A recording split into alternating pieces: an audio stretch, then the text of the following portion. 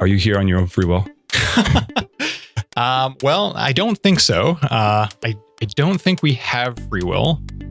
The only evidence for free will is the subjective experience of free will. And that is all that needs to be explained, especially from a neuroscientific point of view. If we look at the neurobiological and neurophysiological studies that have been performed to try to isolate when people have this experience of want or this experience of a desire to move, for example, when we plot out the timeline, we notice that the neural activity that predicts what will happen next comes upstream of the experience of desire to move.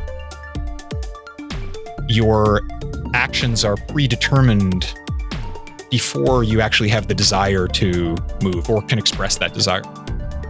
We have sophisticated neuroimaging technologies and machine learning tools now, and we predict that, in the near future, you'll be able to determine actions based upon brain activity many seconds, potentially minutes before someone makes a decision. But when you're stimulating their brain, you can actually cause what decision they'll make. Now, here's the kicker. When you ask them, why did you choose the left option? What do you think they say? Oh, I chose it. Free will. There is a preservation of the experience of free will. And I would argue that the reason for that is they are witnessing their body act upon the world and misattributing that conscious experience as intention. And I think that explains the experience of free will.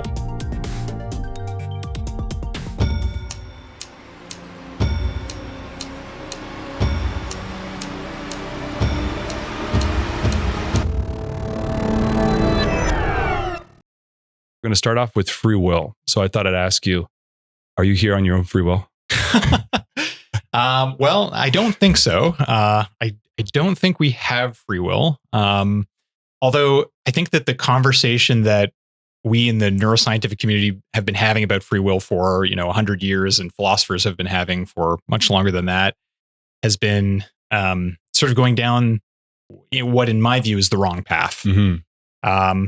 We could have a conversation right now about all the neurobiological and neurophysiological evidence for where free will is in the timeline between intentions and decisions and actions. Right. But I actually don't think that that's where the conversation starts. I think it starts with talking about who has the burden of proof and why you would even suggest that free will exists in the first place. Right. And I think that basically the only evidence for free will is the subjective experience of free will. Mm-hmm. And that is all that needs to be explained, especially from a neuroscientific point of view. The idea of whether or not we, as humans in our brains, escape causal determinism, whether we actually are different from all the other systems in the world that are made of matter. That question, I think, is a question for physicists to determine.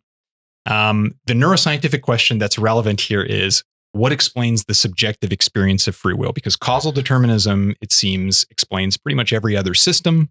And so if our brains are similar, then we also are hostage to the same kinds of determinism. So despite that, why do we still have this potent experience of free will? And that's the question I would want to answer. Right. And you mentioned experience and subjective experience. I think maybe a good place to start would be, why is it I think if you were to ask most people, the default assumption is that the experience that we're living is a product or a rendering of free will. Why do we have that assumption if that assumption might not be true? Is there some evolutionary advantage? Can we explain it through biology? Would you rather explain that through psychology? I think that, really simply, the reason why you and I we have this default assumption and why scientists who are humans have this default assumption is that it's central to our experience. Mm-hmm. We walk through the world and we have this sense that we are the authors of our actions. Right. Most people at least feel this way. In fact, if you ask people whether their actions are caused by themselves or caused by forces outside of themselves, there is a bit of a division. Yes. And in psychology, it's called internal versus external locus of control. Okay. But most people think that their actions are authored in and of themselves, that their brains and their bodies are generating these actions, and that they can choose from a set of options. And if they could rewind the clock, they could actually choose something else. Go back and go down a different path. Yep. Very interesting. And so here's a question that I've always thought about. If we were to just flip the script and talk about determinism for a second, the idea that things are predetermined, or that you don't have, correct me if I'm wrong, you're not the author. You're sort of just riding the wave, right? Mm-hmm. This is an abstract question, but does that ultimately go back to the Big Bang? Is that where it all started? And everything causal after that is a product of that first moment? Yeah, I think that is the implication of causal determinism, is that you could take any event in space-time and you could just follow the chain of events backward, and all events would lead back to the initial event, which would be the Big Bang. So yeah, I think that's an implication. Interesting. So you've got this really great preprint. That, any idea when it's going to be in print? Not too sure. Okay, but it's available as a preprint. Fantastic. Yep. On your sort of model of free will and how you can look at it. Now, in that preprint, you bring up this scenario or analogy of breathing as being something that you can look at where it kind of flips the script. Could you explain that? Because I never thought about it that way, where you're talking about the autonomic and automatic nervous system and the actions in your body that you don't think about, but when you do think about them, and it's central to meditation. Mm-hmm. If you could expand on that, because it's fascinating. Yeah, breathing is one of these bodily functions that really allows you to have the experience of moving between involuntary and voluntary. Right. There's a whole bunch of things that we consider to be voluntary, like picking up a cup. Right. And involuntary things might include, the kinds of facial expressions you might make when faced with an uncomfortable situation, for example, or arm swing. People don't realize that they're actually not intentionally moving their arms when they walk. Arm swing is a totally involuntary product of the extrapyramidal motor system. Right. So those are involuntary things. We have voluntary things, and we can usually differentiate them. But breathing is one of these things where you can kind of move between them. And meditation practices take advantage of that as an instructive tool to show you that you are both in control and the breathing is in control of you, that there's this kind of two-way street, or that it happens automatically, but can also come under conscious control, at least from the perspective of the meditation practice. And you can experience this yourself by controlling the rhythm of your breathing. You can hyperventilate if you wish, so to speak. Right. You can slow your breathing or stop your breathing if you wish, so to speak. And the reason I'm qualifying all this is I don't actually think that you're choosing any of that, but we can get to that a little bit later. I think that breathing is one of these things that when you attend to it, it feels very much like you're in control. And as soon as your attention wanes from that breathing, it starts to, it doesn't feel like anything. The breathing continues on just the same. And the fact that it can move between these two systems, for most people, suggests that, it's something that can come under conscious control and then you can let go of it, so to speak. I don't think that's the case. I think you're never really consciously controlling it, because I don't think consciousness has potent causal power in the world.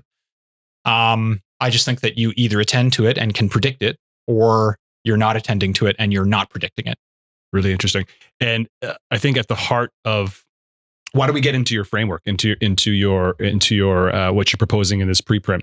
And at the heart of it is misattribution, which is also something that I never considered. I mean, unless you're really in the space or studying it, I think this tends to be an interesting novel idea. So misattribution. Also, you give a good analogy in a sense, or to define it, is the lightning example. Yeah. Right. But if you could expand on the lightning example and then bring it into your model, I think that would be a good place to launch off of. Sure. Yeah. I think that's a great place to start. So the analogy or the story of lightning and thunder, I think, really gives you an idea of sort of what we're talking about in terms of uncoupling the intuition that that your intentions and actions are part of this causal chain. So if you take lightning and thunder, for example, we know that colloquially, we refer to the flash in the sky as lightning, and we refer to the sound as thunder. But what's actually happening there is there's a discharge of electrical current, and that is the event. And then there are two consequences of the event, Right. which is the light flash, which has to do with superheating of the air molecules. And there's also the sound, which is the shock wave. Right. So there's actually three things happening there. There's the electrical discharge, then there's the lightning, there's the actual lighting of the sky, Right. and then there's the movement of the vibration of the air, which is perceived by us as thunder. So those are three different events, but from the perspective of the observer, the lightning seems to come before the thunder. Right. When in fact they're generated at the same time. Right. It's because of the differential in the speed of light versus the speed of sound. And what this illustrates is that it can seem like one thing is causing another, that the light is causing the sound, that lightning causes thunder. But in fact, these are two parts of the same event experienced at different times. Right. And free will is a lot like that in the sense that if we look at the neurobiological and neurophysiological studies that have been performed to try to isolate when people have this experience of want or this experience of a desire to move, for example, when we plot out the timeline, we notice that the neural activity that predicts what will happen next comes upstream of the experience of desire to move. And when you say predict, you mean that as an external observer, the scientist who can see neural activity, and the scientist is predicting, hey, that person's going to move or do something. Yes. That's what you mean by predict. Okay. Gotcha. Yes. And eventually we'll talk about prediction in a different light. Yes. Those predictions tend to be happening around the same time. So it can get a little bit confusing, but yes. Okay. I'm a scientist. I'm measuring your brain activity, and I notice that there's an activation of a certain area, and then you report that you have the desire to either choose the left option or the right option. Right. And then you choose the left option or the right option. And so I can create a timeline of events. And it's interesting to note that people's experience of wanting to move actually comes downstream of that initial activity, which is predictive of what will happen. In other words, your actions are predetermined before you actually have the desire to move or can express that desire. And how accurately can you predict that as a scientist? With a simple task, I guess it's easier than a more complicated task like left and right. Yep. It's troublesome. I mean, there's all sorts of issues of timing, and you have to consider that there's certain synapses that need to fire in order for you to actually report, not just have the experience, but also report the experience. So it's tricky to do. The Lebesgue experiments originally performed with EEG could predict downstream events, hundreds of milliseconds before the event. And then fMRI studies came later, and they were able to predict seconds before someone was able to That's amazing. move. And we make a prediction in the preprint that actually that's just really our technology getting a little bit better. Yeah, the resolution of the technology that you're using. Exactly. And we should, in principle, be able to predict, if we had Laplace's demon, we could predict what you were going to do 2 weeks ago. But we don't have that. We have sophisticated neuroimaging technologies and machine learning tools now. And we predict that, in the near future, you'll be able to determine actions based upon brain activity many seconds, potentially minutes before someone makes a decision. That's interesting. So how does that, if you think about so an action, a decision that you have to make, the upstream initial events that occur prior to the action is going to that delay is going to depend on what that input is, right? Like you say, predict minutes in advance, but that can only be true with certain scenarios. You know what I mean? Like if I ask you, use your left hand or right hand to pick up this cup. Now you only have so much time for that to fire, right? What would be an example? I guess I'm asking, what would be an example of a scenario that would lend itself to predicting 10 seconds in advance? Well, I first of all, I reject the premise because I think that you actually probably can determine what they'll decide before you even ask the question. And the reason for that is you don't come to decisions as a blank slate. You come to decisions as full of biases. So if I'm about to ask you a left-right question, right? Just choose the left option or choose the right option. You come to that question with left or right bias. Either you're right-handed, right, or you have been presented with similar situations in the past and you've chosen more one than the other, and so on and so on. So you come to the situation with a whole bunch of bias, and your neural networks are weighted in such a way as to produce a more likely outcome. I see. So part of a neuropsychological workup, when you're actually doing clinical neuropsychological workups, part of that is determining whether someone is right-handed or left-handed, so to speak. And most people are right-handed. So we're not blank slates. The way that you determine that, by the way, is you ask the person to perform a whole bunch of tasks. You don't tell them that you're testing handedness. But you ask them to perform a whole bunch of tasks. For example, you have them, you say, there's a bug in front of you, squish it with your foot. And then you observe which foot they use. You're shooting a hockey stick as a bit culturally, it's very specific to Canada, but if, you have a hockey stick, do you shoot left or right? If there's a telescope or a microscope, which eye do you use? Right. And then you look at how people respond to all these tasks, and you can see that people have a bias towards either the left side or the right side. So you definitely don't come to these questions with as a blank slate. And I would argue that as you get closer to the event, predictability increases. But the answer, I would say, is already it's already interesting.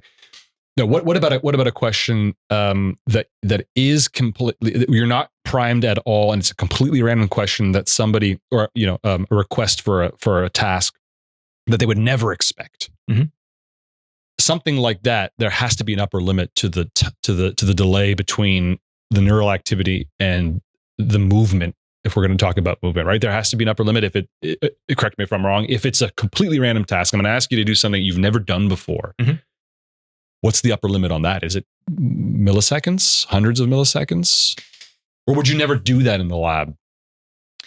Well, you could design an experiment like that. I think that's totally possible in practice. But I don't think there's really anything like a novel response, because anything you do is going to be scaffolded to previous behaviors you've done before. You've existed in your body. You've said every word that you have heard or that you know of. Interesting. You can make new words. Even, if I propose a new word right now that you've never heard before, and it's a nonsense word, it doesn't have any intrinsic meaning, but I point to, the space between the cup and the handle, and I say, well, I call this a fluke or a fluid or something. I've given you a new word, but that's still coupled to all of your linguistic. Yeah. As soon as you said that, I started thinking about, like a fluted vase or something. You're making associations. Yeah, associations. Interesting. Exactly. So I don't think that there's truly a novel response. It's going to be scaffolded to all of the previous experiences that you have. You're going to draw on your memories, and you're going to draw on your problem solving skills, all of which have been built up over time, and bias you. You come to every situation as not a blank slate. Okay, so this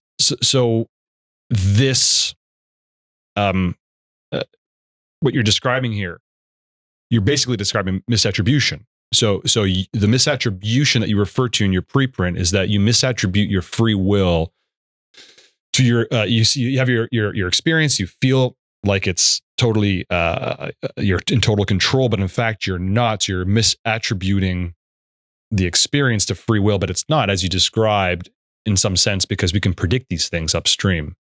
Yeah. So yes, I think that's right. I think you misattribute your actions as willed rather than witnessed.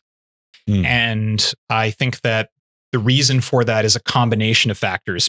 So I think that we start with the premise that the brain is a prediction machine. We could get into the theoretical foundations of that around theory of active inference, for example. I think that you are also beholden to sensory motor loops. That is a big part of how conscious systems act in the world and how they translate their mindedness through embodiment. But all of this is to say that, yes, you do misattribute your actions for being willed. And I think it has to do with something called superstitious conditioning. Yes, just going to get to that. And so superstitious conditioning, I think, is one of these phenomena that more people should know about because it explains so much of human behavior. So it starts with the discovery of it by B.F. Skinner, the behaviorist. He found that if you take pigeons and put them in an enclosure and you give them a lever, and that lever allows them to basically, when they peck the lever, they can get some food. They learn that if they peck, they get food. Great.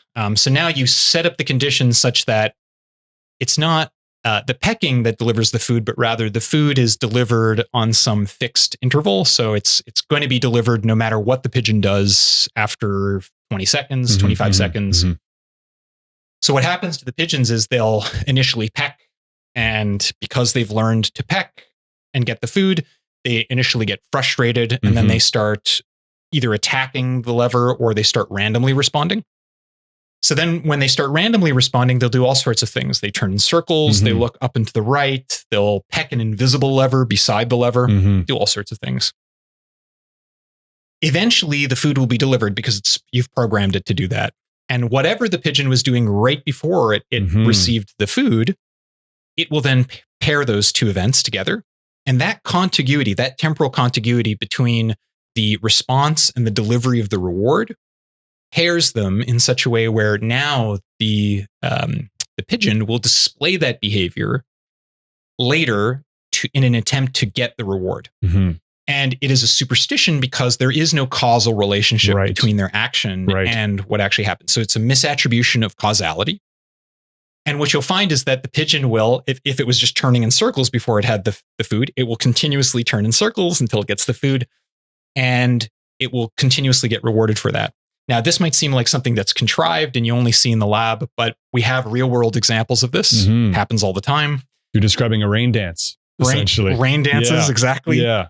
Yeah. In rain dancing or rain-making behavior, you have cultures who believe, for example, that if they dance in a certain way or they say certain kinds of magical words, or if indeed they sacrifice an animal, they can be granted relief from natural disasters. And the way that works is, so it turns out that in behaviorist language, a reward is equivalent, or positive reinforcement is equivalent to a withdrawal of a negative reinforcement. So if you take away a punishment, it has the same net effect as giving a reward. Sure. So what happens is people who are exposed to famine, for example, or drought, will initially engage in typical behavior. They'll look for water, they'll try to ration food and so on, try to salvage crops, maybe eat something alternative that they're not used to eating. They may engage in wishful thinking, they may engage in prayer, but at some point they start engaging in more extreme behaviors. Especially as time goes on, they get hungrier, thirstier, and they become more desperate. And often those actions are moves, they're actions that have to do with acts of devotion, usually to the deity that's part of the culture. And that can involve sacrifice or saying certain kinds of words or engaging in rituals.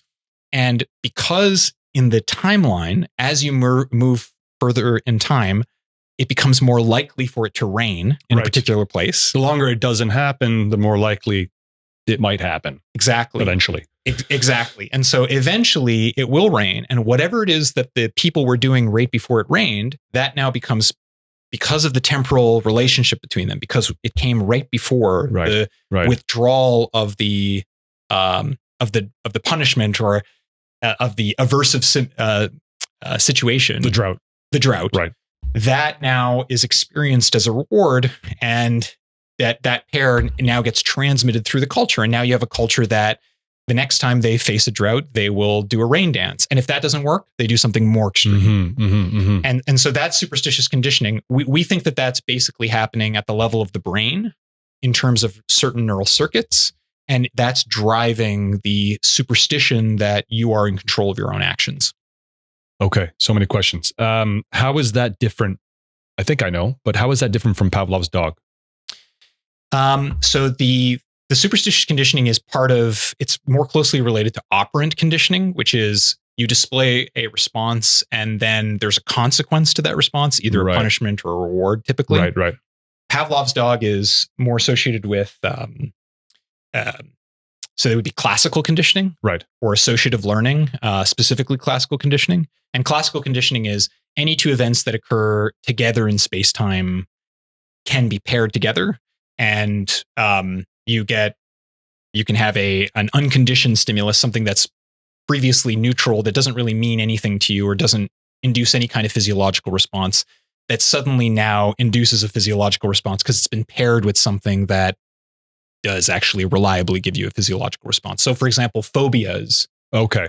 Phobias arise because of because you were bit by a spider at one point, exactly. Or somebody was, Or the spider example is tricky because they can cause pain, right? But like, why are people afraid of clowns? Sure. And it may be because a very loud sound from a popping balloon was pair-associated with a clown, or any kind of mundane thing like a houseplant can suddenly become an object of fear for a person because it was associated with either a loud sound or pain or something that is intrinsically aversive. Gotcha. Okay, so you were saying that you're thinking that this superstitious conditioning is happening at the level of neurons in the brain. Give us an example. So the way that you actually act upon the world is you take in all sorts of sensory data. Right. So I have a visual stream that comes in through the retina, moves through to the thalamus. Thalamus then sends information to the occipital cortex. There it's experienced, and then there's further processing. Same thing for auditory pathway, same thing for tactile pathway. You have all this sensory information coming in from the world. That information converges onto what are called tertiary association areas of the sensory regions. That information then gets sent to the frontal lobe. And in the frontal lobe, it gets processed into language, and it gets processed into what are called premotor sequences. And they're called premotor because they happen before the motor activity, because all that premotor activity is going to be eventually sent up to the motor cortex. And then once the motor cortex is stimulated, you get an action. It is directly causally linked because it's like priming a pump. That's right. It is exactly because they're directly connected. It's a wired connection. If you go in and you stimulate the motor cortex, that cell has an axon that's very, very long. It goes all the way down to your spinal cord and interfaces with a lower motor neuron. And that lower motor neuron, through one synapse, has an immediate effect on muscle. So when you stimulate the motor cortex, you automatically get a motor event. The premotor activity is where people think planning is happening, decision-making is happening, intention is happening, desire is happening. That's where people think that's happening. I don't think any of those words mean anything.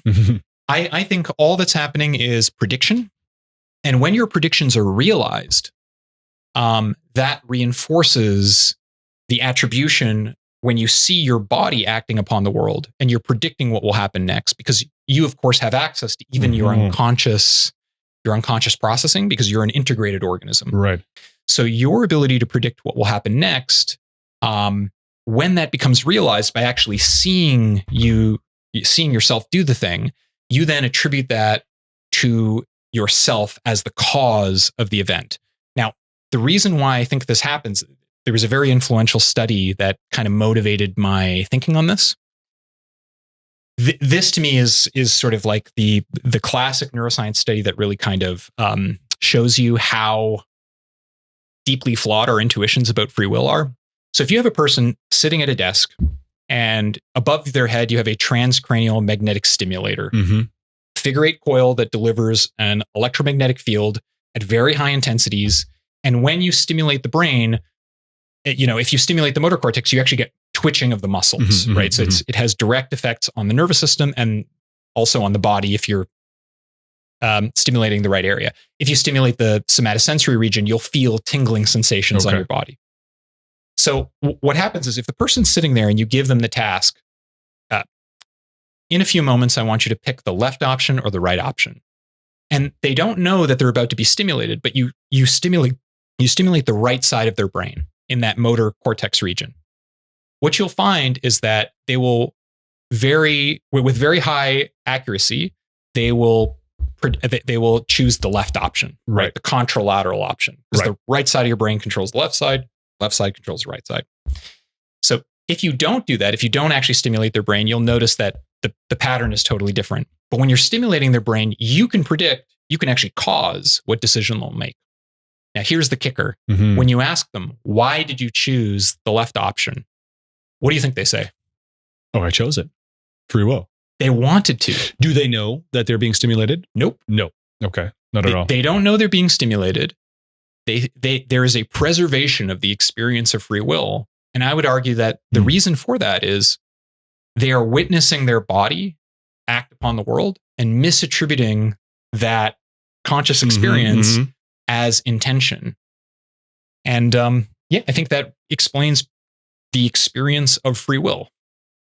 Interesting. So then let me go back to the first question that I asked you is, if this is in fact the way, the paradigm in which we're existing, is there any evolutionary benefit to thinking you have free will? Why do we then think that? Is it, well, why? It might be because of misattribution, but why do we continue to think that? Well, beliefs, superstitious beliefs are something that people form all the time about all sorts of things that don't have to do with their body. Everybody has at least one, which is something that you pointed out in the paper. Yeah. Yeah, it's normal. It's actually normal to have superstitious beliefs. If you open up the DSM and you look for superstition in there, you won't find it. It is normal for people to believe, for example, that the number 4 is unlucky, right? Or that walking under a ladder, will bring you some misfortune. That's just a normal feature of human psychology, right?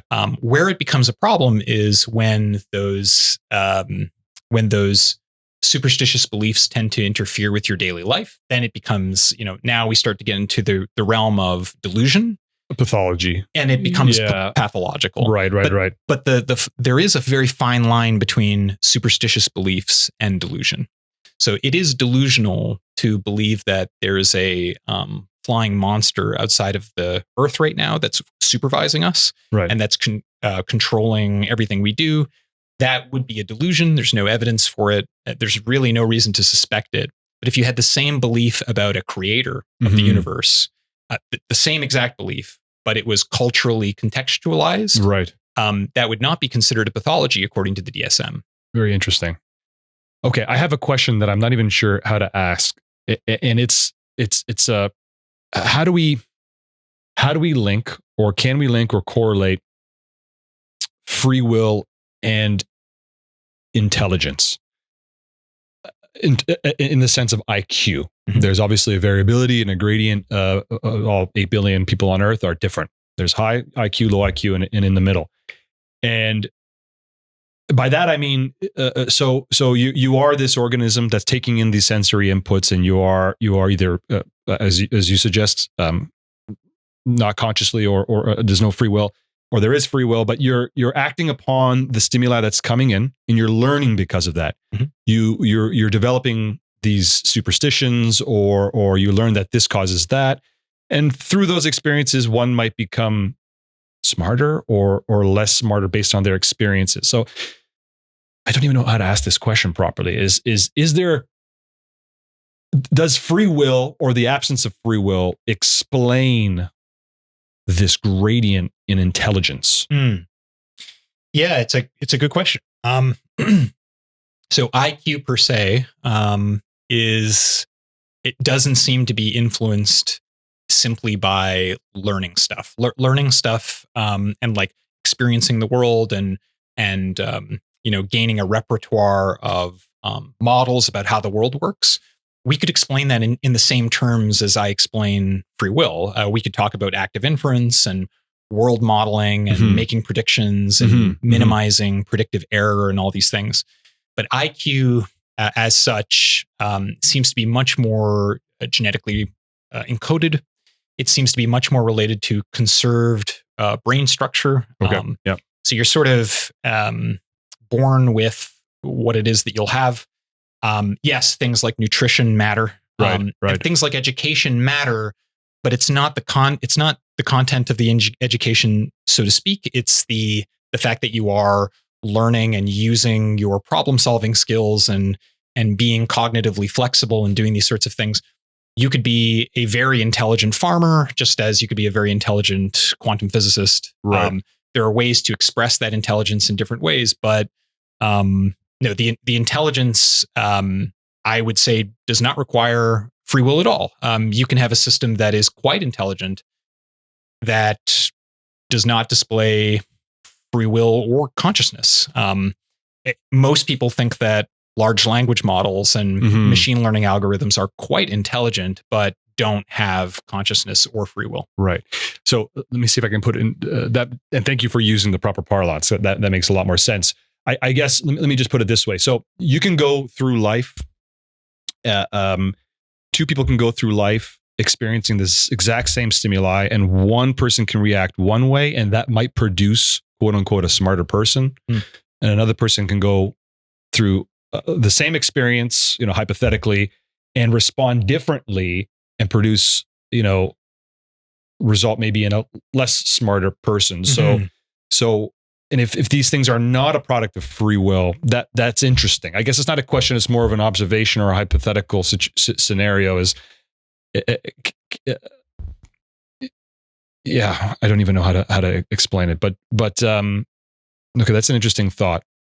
Yeah, I mean, there's a lot to talk about here in terms of like people going through the same kinds of experiences and having totally different outcomes. Yeah, coming out differently on the other end. Yeah, right? like two people will go through the same kind of traumatic event, for example, and some people will take that event and it will become transformed into a new ability how to adapt to a new situation. Right. For others, it becomes just a source of constant anxiety, and it makes them unable to respond in certain situations. I would say that the determining factor there was the preceding state. And context actually matters too. We could talk a bit about that. But yeah, what you bring to that situation initially is interacting with the actual event. So we don't come to the same events as two blank slates. We come to the event as two biased people, and I will react differently to the same exact event as you will because we come with different baggage. Which is where we started with the conversation. The bias that you're preconditioned. Interesting. So before we move on to cybernetics and frameworks for consciousness, which is fascinating, if in fact there is no free will, is there really any difference between that reality and simulation theory? Yeah, I mean, okay. This is great. Objectively speaking, one might argue they're exactly the same thing, except there might not be an actual program running, but yeah, I think that's a great thought experiment. So if you don't actually have free will and you're really just this sensory motor loop interacting with the world, and all of this is explainable under causal determinism, that would be very similar to a simulated world that had very similar parameters. I think you could make the same predictions in those two universes, and you would have similar levels of success. Other implications, I'm not too sure. I mean, I suppose if you could never glimpse the outside of the simulation, they would be experienced exactly identically. You couldn't determine which is which. Yeah. And in fact, if we had a simulated universe that was similar to what you see in The Matrix, for example, like the movie The Matrix, and you had a situation where we were basically just brains in vats, and we had electrodes placed in all of our different brain regions, and they were producing the perfect electrical inputs to simulate experience. Because if you stimulate the brain in particular areas, you can simulate experiences. People have hallucinations. Right. In principle, if you had a very high resolution of it, you could simulate exactly the situation that we're having right now. If you had a situation like that, it would, for all practical purposes, be a simulation. There really wouldn't be an external world, and there also wouldn't be a free will. All of that would be determined by the electrical inputs from that was generating that simulation. Right. Yeah. Interesting. So, safe to say, based on what I've read, you do not believe in free will on a personal level. No, I mean, I think one thing that may be more convincing for others is how this changes in terms of pathologies. Like, if you take, for example, schizophrenia. Yes, thank you. I was going to get to that. Yeah. Yeah. Since schizophrenia, you have a case. You have this neuropathology that's defined in part by excess dopamine signaling. Yes.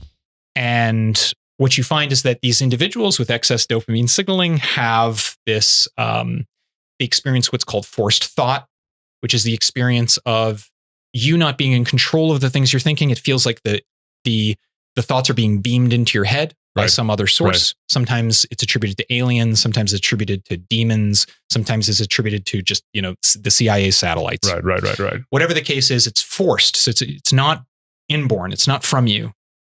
What you find is that if these individuals are given dopamine blockers, like haloperidol, they tend to have less of these delusions. And they also tend to express less superstitious beliefs about the world. Now, if you take a pathology that's defined by very low dopamine signaling, like Parkinson's disease, these individuals have a very low baseline level of superstitious beliefs. When you ask them about, do you believe in luck and fate and, what happens when you break a mirror and so on? When you ask people with Parkinson's disease, they tend to have a much lower level of superstitious beliefs. But when you put them on the drugs that increase their dopamine signaling, suddenly they start to believe in all sorts of superstitions, and they start to actually develop addictions and other things that are related to an inability to control one's will. Right. And the same can be said for people who abuse ketamine. Yes, that's true. And ketamine it acts on a different neurotransmitter, but it's referred to as a psychomimetic. Right. Because people on ketamine can have similar phenotypes as those who are those who have schizophrenia. Right. So it's acting on similar pathways, but the pathway that really is most relevant here is the mesolimbic pathway, which is one of the main dopamine pathways. And wouldn't you know it, the mesolimbic pathway is our main learning pathway. And so our learning pathway is dopamine regulated, and you need that pathway in order to have superstitious conditioning or any operant conditioning. Right. And so you're using this correlation that you just referred to with superstition and Parkinson's or schizophrenia. That's more of a macrocosm. You're using that to describe what's actually happening to everybody in the context of free will on a neurobiological level, right? So you're not necessarily suggesting that superstitions themselves are a proof of free will per se, but you're saying there's a link all the way down from the actual superstition of rain dance. Same thing's happening on a neurobiological level in terms of very small decision-making processes. Yeah, is that fair to say? It's totally normal to have superstitions. Right. Some people have many more. Some people have less, and it tends to track their dopamine signaling levels or what kinds of drugs they're using. But it's totally normal to have superstitions. And I would also say that it is completely normal to have the superstition of free will. It is just a normal feature of neural circuitry. It is how we are wired. Basically, you have these premotor regions. And the premotor regions are, I would say that they're predicting what will happen next. They're not deciding what will happen next. And the motor regions are enacting those predictions. Right. Or are giving rise to actions in the environment, which are realizing the predictions. And that temporal contiguity of the prediction coming right before the realization and witnessing your body actually enacting leads to the superstition that you are the cause of those actions. That is a superstition. So free will itself is superstition. That's fascinating. Yep. Very interesting. So the cool thing about your work is that you dabble or dip into many interesting fields, neurobiology, psychology, but you're also a bioengineer, and you run the Soul Lab. Interesting choice of abbreviation, which is Self-Organizing Units Lab. correct. And you work with cybernetics. Yep. Define for us cybernetics, because it's a sort of nice umbrella term that describes everything that you do in your lab. Yeah, cybernetics is this. So it's a really interesting school of thought that emerged in the 1940s alongside the development of electronic analog computing. And it's the idea that you can have a set of principles and a set of operations that describe generally how systems learn, adapt, and communicate. So instead of focusing in on animals, which is what behaviorism does, Right. or instead of focusing in on machines, which is like what computer science does, Right.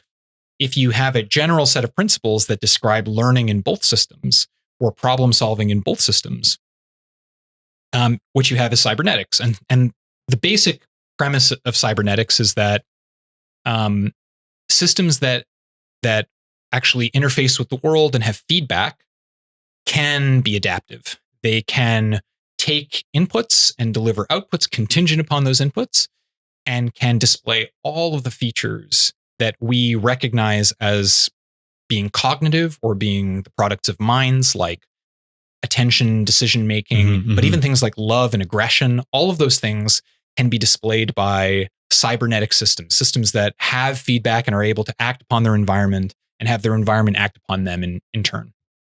And the idea is also to approach consciousness, learning, intelligence from an engineering perspective as well. Yeah. Correct. And this is really interesting history that you touch on in some of your papers, history between cognitive sciences and computer sciences, where in the beginning they were sort of linked and studied in parallel and then diverged. Now we see a convergence again now because our technology is allowing us to start bioengineering in ways that help push along this idea of what is consciousness, what is intelligence. You mentioned in one of your papers that biocomputers and living cognitive systems are better in some ways than AI, especially now in 2026 with the technology that we have. In what ways is that true? Well, sitting here, sorry to cut you off. How impressed we are with AI, because it is fantastically impressive. Almost everybody uses it for become a lot more efficient. It's very intelligent in the sense that it can answer questions. But why would you say that biocomputers and living cognitive systems are better in some ways than AI? Yeah, both of them are doing a lot of the same kinds of things, but they're running totally different algorithms, and they're running those processes on different substrates as well. Biocomputers and biological systems, organisms, are better at a lot of things. So we're more efficient learners, for example. Right.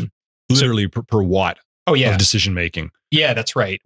So like if you try to train a dog, for example, you can train a dog very quickly over the course of a few minutes to a few hours to perform very basic tricks.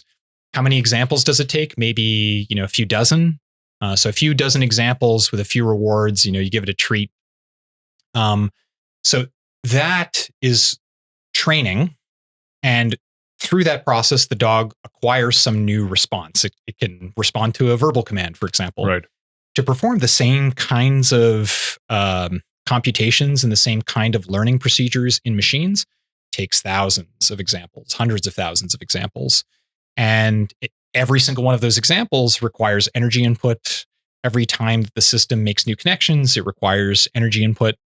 And so, yes, we as humans, sometimes it takes one event for us to learn, right? So a child putting their hand on a hot stove. Right. That's one trial learning. You don't get that kind of learning with our modern machine learning algorithms. And so biological systems are more efficient in that sense, and they have different kinds of techniques that allow them to learn more quickly and more efficiently. But we also, there's other things that are important as well. So we have this benefit of embodiment. We have a multi-sensory interface, not like every other machine system. And so we can use the multisensory interface to interact with the world in new and interesting ways as well. Right. We got so excited when AI became multimodal, where you could give it not just text, but you could give it an image or sound. Right. But what you just described is an orders of magnitude more sophisticated than that. So it's a lot more efficient, turning inputs into outputs. That's very interesting. Now, consciousness and learning, could that also be attributed to the efficiency of biological computers to the possibility that part of it might be quantum? It could be. I mean, if you have quantum processes underlying some of these things, you tend to get they tend to be much more efficient. But is the brain operating on these procedures? I mean, some people would say yes. There are theories of consciousness that are explicitly quantum, like the orchestrated objective reduction theory. So we have theories of consciousness that place the locus of the mechanism at the quantum level. Right. And we are developing quantum computers. And so there may be this kind of parity here in terms of efficiency, where it may be that a biological consciousness and a machine consciousness are equivalently efficient, right? At some point, because we have the technology to reproduce a similar mechanism. I'm not sure that that's exactly how it works, but if it is, then we would have this kind of parity in energy efficiency. The reason why I say that is if you think of first principles on a basal level, AI or computing on a silicon level, it's bits, zeros and ones, and the resolution there is that's as low as you get. But you could go a lot deeper on a basal level where you're working on a quantum level, and that would then suggest that it could be more efficient if your bits are smaller or you can dive in deeper. Then maybe, perhaps. True. Yeah. Yeah. I mean, if there's computations happening at a subcellular level, then sure, you could have quantum computations that are summating at the level of the neuron. It would still be true that the neuron's action potential still has determinate outcomes, right. But underlying those effects, you could have quantum computations. Right. But you can also get graded potentials that are not zeros and ones from the way that cells interact. Glial cells and neurons both have the ability to have these kind of graded potentials, which they're not on or off. And so I think you can get degrees of freedom without the quantum mechanisms. Degrees of freedom is a very good way to look at it. It's like you're going to build a castle with Duplo, or you're going to build a castle with tiny little Lego blocks. Yeah. One is going to lend itself to a better outcome, or a more interesting outcome at least. So in the lab, when we're talking about bioengineering and we're talking about actual biology, what are some of the things that you're doing in your lab in terms of consciousness and learning biological substrate? Yeah. So some of the work that we base our research program on would be the hybrid robot work of Steve Potter. Steve Potter is a pioneer in the field of cybernetics as applied to neural systems on microelectrode arrays. He had these great studies where basically he could have neurons control robots, and the robots really don't need to be programmed to do things. You just give them the right inputs and outputs, and they can learn to track things or avoid things and so on. And there are great researchers who have made strides in that area since then. Like we have this great paper by Kagan a few years ago, which shows that you can get neurons in a dish to learn how to play Pong. Mm-hmm. Most recently, it's upgraded to Doom. Yeah, I was just going to ask you about it. Yeah. And in principle, like the sky's the limit for this stuff. You can have neural systems will spontaneously learn new tasks in a generalizable way if you give them the right kinds of inputs and outputs. So that stuff is really interesting, and we based our research program on that. But a lot of that's really flashy. I like the I'm really interested in like the nitty gritty. How does it really work underneath it all? Yeah. And so part of what I'm interested in is trying to build cognitive systems from the ground up by layering cells and combining cells in different shapes and forms and configurations. To see what kinds of new cognitive capacities we get when we simply build them up. And this is sort of inspired by actually a cyberneticist and a neuroscientist by the name of Valentino Breitenberg. Breitenberg had this great book called Vehicles, where he basically demonstrated that if you have these very simple systems that are just motors and sensors, you can get all the interesting cognitive phenomena that psychologists describe, like aggression and love, and this was hypothetical, or it was actually being done? So when he wrote the book, it was all they were thought experiments. Okay. But people since then have actually built these things. They're called Breitenberg vehicles, and they're very, very simple devices. Basically, like they might track light by driving power to a motor and having the system turn in a particular direction. But with those simple configurations of sensors and motors, very little processing. In many cases, no processing, just direct links from the sensors to the motors. You can get really complex type behaviors that if someone was observing it, they might say, well, that thing's alive and that thing's thinking. Interesting. So based upon his idea of how to conduct neuroscience, and he had this law, which he called the law of uphill analysis and downhill invention. And the idea was that it takes a lot of energy to take apart a system and try to figure out how a very complex system works. Mm-hmm. But if you build it up from the ground and you add elements one by one, this inventive process is actually energetically downhill. You can do it really on a budget and with an economy of time. And you can make really interesting discoveries as long as the decisions you're making are informed by an understanding of how basic things work. So you actually have to do some neuroscience and some classic neurobiology beforehand. But now we're at a state where in my lab, we understand basically how neural networks function, at a very general level. And so now we can combine these tissues in various ways and see, for example, if the system now learns more efficiently. We give it a task and now it learns more efficiently because we've given it this extra layer of a particular type of cell. If we put rat cells down, but we give the rat cells, human glial cells, which are like these support cells, right? Are you only working with neuronal cells? We're only working with neuronal cells. Okay. But so much of this theory, because of the cybernetic framework that I take, I think much of what we're talking about actually can be applied to other systems other than neurons. Okay. Interesting. So just on a practical level, because tissue culture work always interested me. So you're working with immortalized neuronal cells. So when you build something like this, how long does it last before it craps out and you have to start again? There are basically two paths. So you can't work with immortalized neural cells unless you're willing to make the concession that it's kind of a cancer cell. Right. And we don't do that. We either choose to use embryonic rat cells. So these are cells that you take from the brains of rat embryos and they mature into quasi-adult neural cultures that function just like you would expect them to. Or you can take fibroblasts from human donors and transform them into stem cells and then differentiate them into neurons. Right, and using Yamanaka factors. Exactly. Yeah, induced pluripotent stem cells. Exactly. And you can have human neurons in a dish. The human neurons will last months and years. You guys do this in the lab? We do. We've started with the rats because it's easier and sure. better for troubleshooting. Yeah.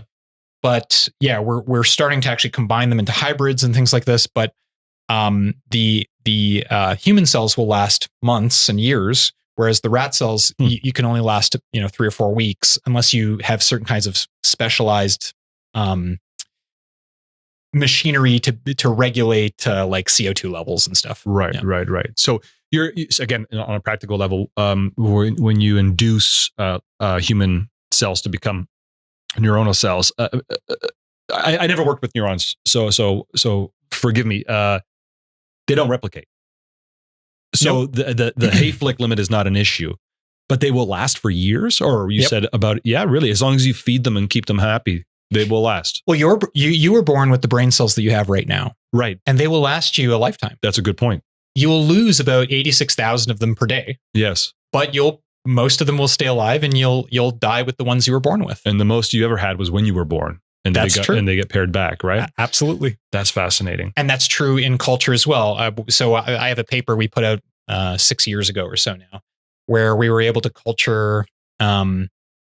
This was for an Alzheimer's experiment, but we were able to culture induced pluripotent stem cell derived neurons for over 2 years in culture.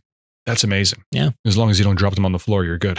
Yeah. Yeah. Right? Yeah. That's it. And they age. They do all sorts of. So they do deteriorate over time. Yeah. They mature first, just like we do. Mm-hmm. So they actually become more physiologically normal over time. Right. And you tend to get more glial cells in there too, because the glial cells can divide. But over time, yeah, they do start to show aging phenotypes. And if they're derived from Alzheimer's patients, they start to show signs of Alzheimer's phenotypes as well. That's very interesting because most of the cells in your body are beholden to the Hayflick limit. Yep. Other than, I guess it would be neurons, sperm, egg, and any stem cells upstream from that. So I never thought about neuronal cells in that sense. They're not beholden to that, but they do deteriorate for other reasons. Yes. Right. Yeah, they're very sensitive. They're very sensitive. Interesting. And so I would imagine, correct me if I'm wrong, the neurons in the brain of a living human are constantly firing. And so they're constantly working. In the dish, though, when they're not they're just sitting there in the incubator. Are they doing anything? Is there they've formed synapses. Yep. And so potential is constantly happening even when they're just sitting there in the incubator? All the time, yeah. Interesting. Yeah, in fact, if they stop signaling to each other, they'll just die. Okay. They require signals from one another. If you were to culture a very low density of these neurons in a dish, they wouldn't survive. So all they need is contact. They're contact dependent, and that causes the stimulus. Just like humans, they need connection. Right. So you are not externally stimulating them to maintain them. No, but we can do that. But you can. And in fact, that's part of the experiments we're doing. It turns out that, if you don't give cells inputs from an external world, so these are neurons, so they don't have sensory organs. Right. So they're not aware, and they can't even really detect that they're in an environment like an incubator, right? They're not aware of the experimenter, or at least we don't think they are. They don't have sensory organs in the way that we do. And so they really are just connected to themselves in this kind of internal system. Right.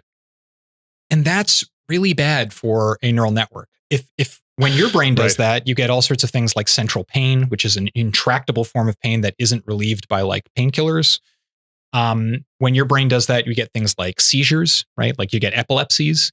And when you look at the neurons in a dish over a period of time, if you're not giving them external inputs, they show paroxysmal electrical activity. They look like they're seizing all the time. Interesting. The bench scientist will say, well, that's just normal cells in a dish. But if you're aware of how animal physiology works, you realize that is pathological. That's actually not how neurons are supposed to fire. And if you want to normalize them, you actually have to give them input from an external world.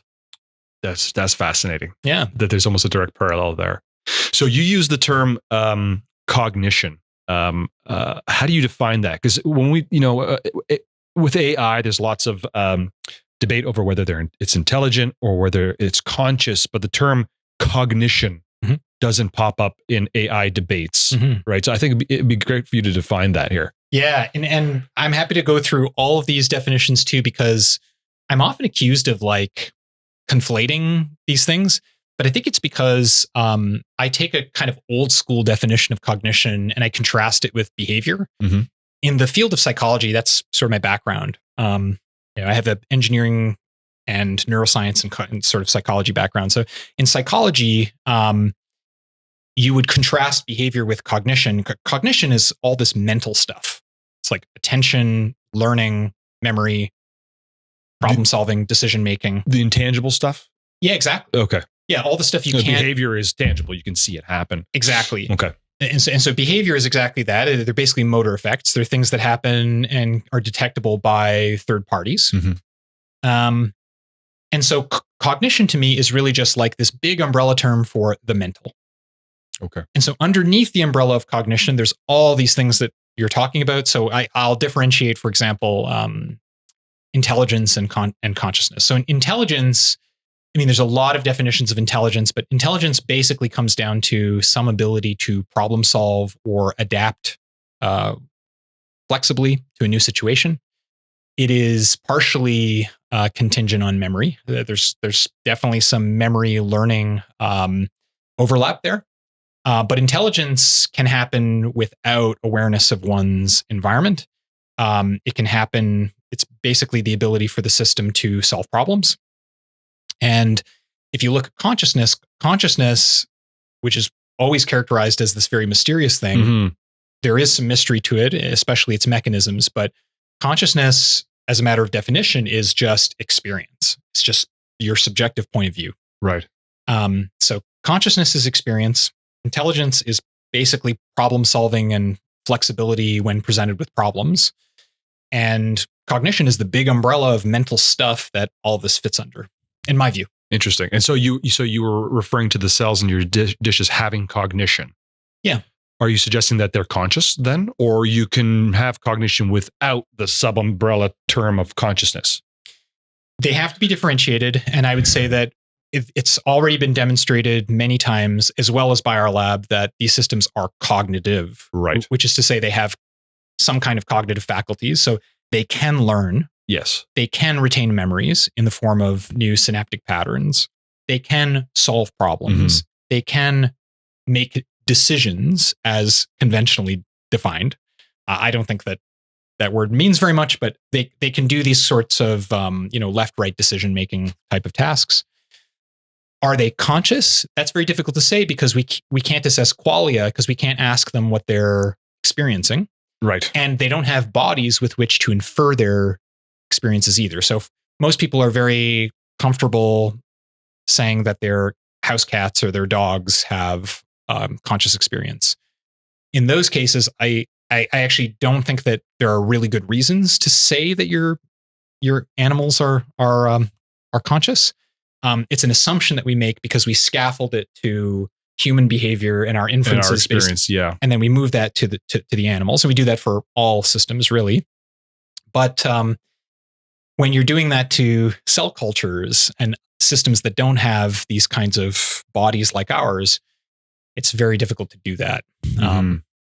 So we run into problems like this. But yeah, I think that we can test consciousness either by giving the system a body.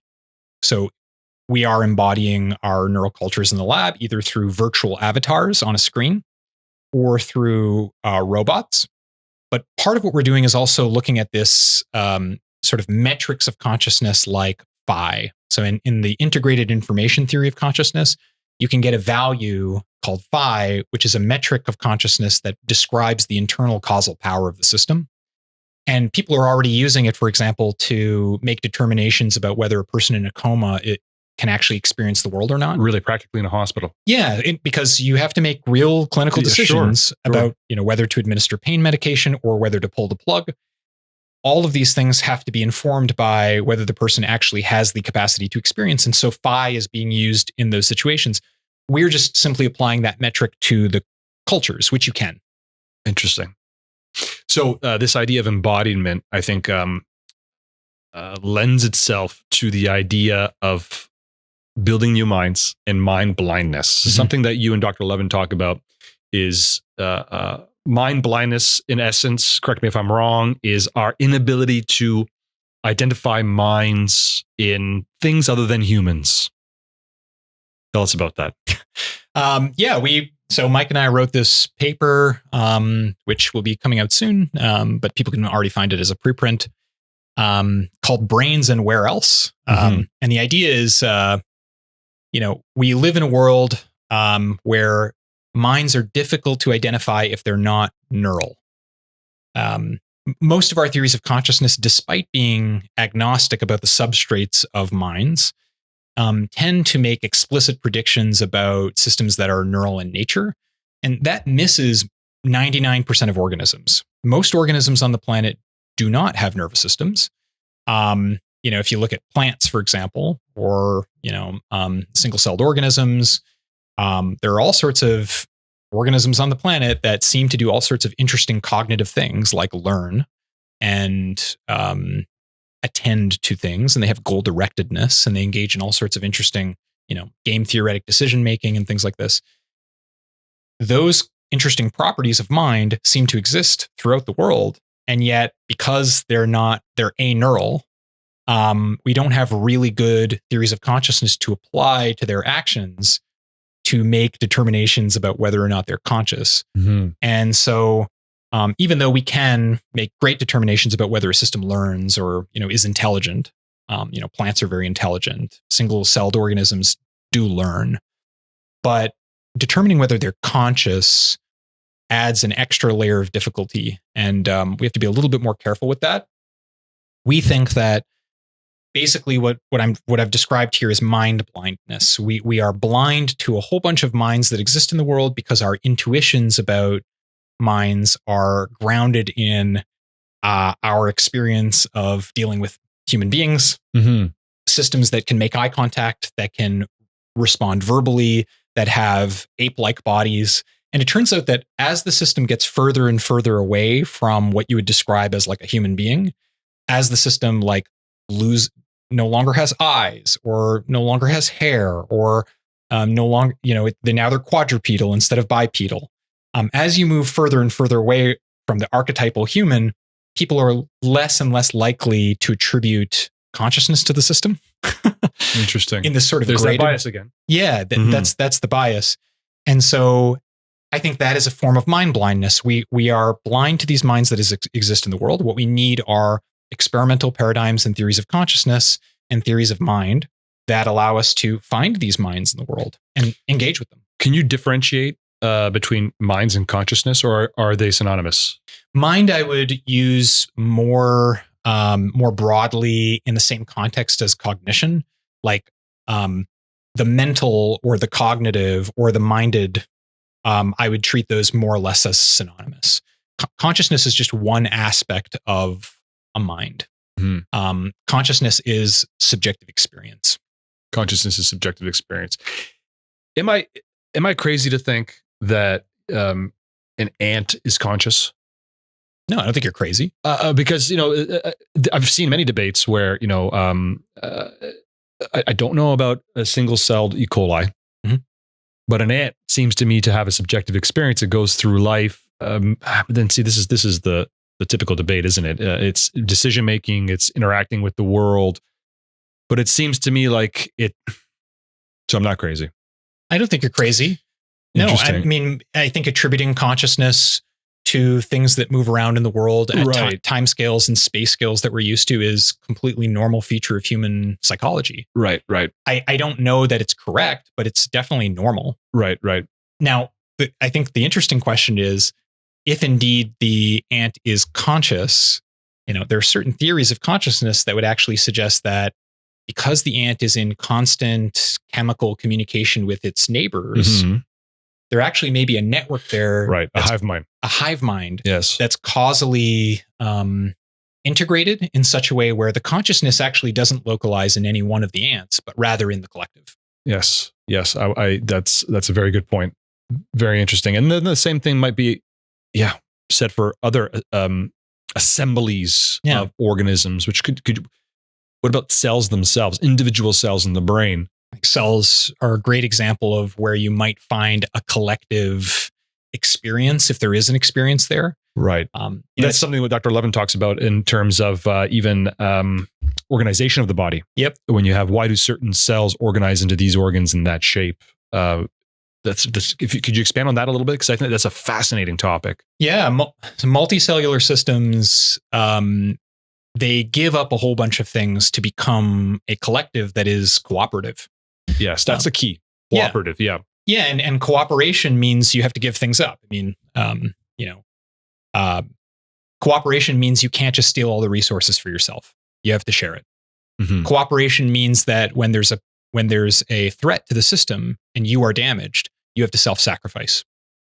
Right? Right. So you actually have to undergo programmed cell death in order to save the collective. Because if you don't do it, you may become a tumor, you may become necrotic, you may leak your internal contents into the extracellular space and poison, you may foul the nest. Right. And so as a collective, the cells are engaging in different kinds of response patterns that are to the benefit of the whole, not to the benefit of the individual. Where you get pathologies like cancer, you start to see cells breaking off from the collective Right. And I think, cybernetics has a lot to say about this. Consciousness, the field of consciousness research may have a lot to say about this. But yeah, there really is just a deeply unintuitive layer here to mind, which is that it may exist in fields of things rather than in individual objects. Mm-hmm. Are you walking into the realm of panpsychism? Yeah, I think panpsychism describes sort of what I'm talking about. Right. On a very broad level. Yeah, you can have different flavors of this, right? You could have a panpsychism which suggests that the nature of matter itself is conscious, and that as you aggregate matter, you just get more of this consciousness, imbued within the system. But you could also have a kind of conditional panpsychism where you could say, like, there's a certain kind of internal structure that's required, or causal structure that's required for a system to display, for a system to have something like it is to be that system, Mm-hmm. right? Like for it to have an inner life. Like integrated information theory is almost like panpsychism, but it does differentiate what are basically disintegrated parts of the world from integrated parts of the world, and things that have internal causal structure are considered to be potentially conscious, and all this other stuff may not be conscious. And there you might have actual distinctions between things like rocks and plants. Right. Yeah. So just back to the idea of minds for a second. Give us an example of something that you might think that does in fact contain a mind that others might not. What would be a surprising example? I think the easiest example for which there's the greatest amount of evidence would be plants. Okay. Plants are incredibly intelligent systems. They can anticipate events by orienting their leaves, for example, toward where the sun will be the next morning. Mm-hmm. They can compete with their neighbors selectively, such that they only compete with species that are not of their own kin. And they can do so in a graded way based upon the amount of resources available to them. So there's a lot of resources, so I'm not going to actually compete with my competitor. It's almost like emotion. When you say graded, I think emotion. Yeah, exactly. That's right. And emotion may be the experiential equivalent of, these kinds of relationships that exist with the environment. Right. So plants are doing all these intelligent things, and are they attending to things? Probably. Are they intelligent? Probably. Are they learning? Certainly. We know that they can learn. Are they communicating with one another? Yeah, definitely. So they're doing all sorts of things that are mental and can be, that have analogies in humans and other non-human animals. Are they conscious? That's like the big question. Right. The qualia.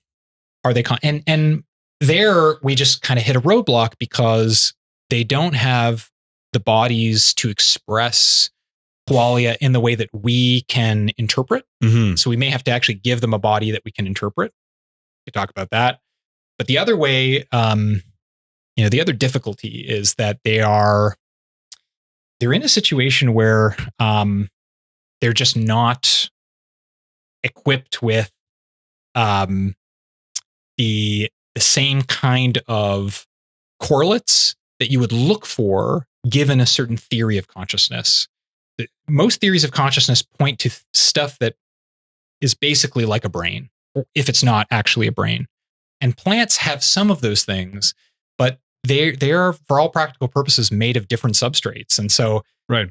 You actually need theories of consciousness to interpret behaviors and interpret things that happen in the real world and attribute consciousness to behaving organisms.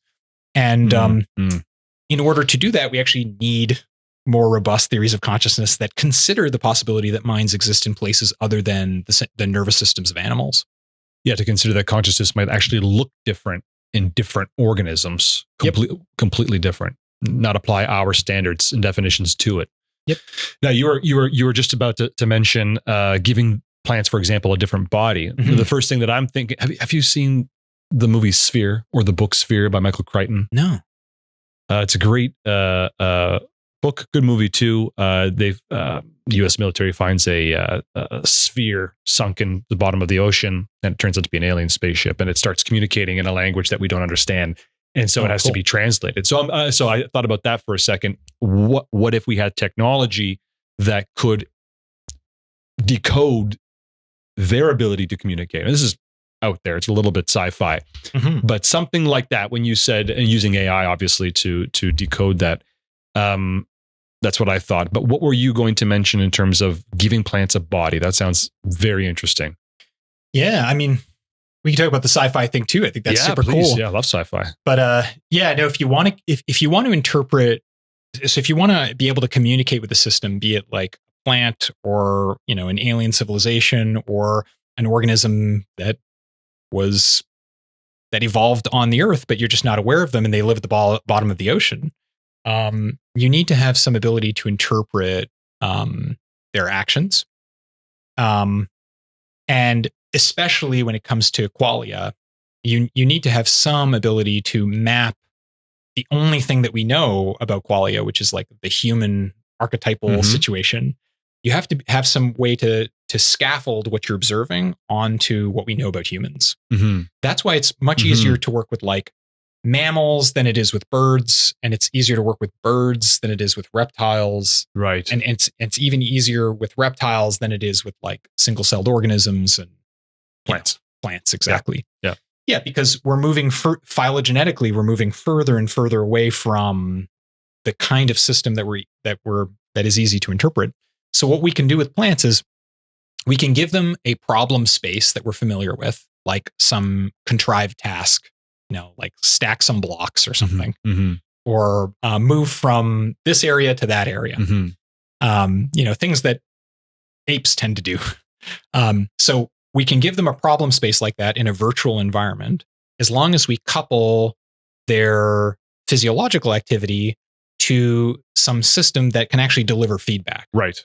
So if you put them in a cybernetic loop with an environment, and part of that environment that you can actually interpret, then you get a little bit closer to what we have in the case of animals.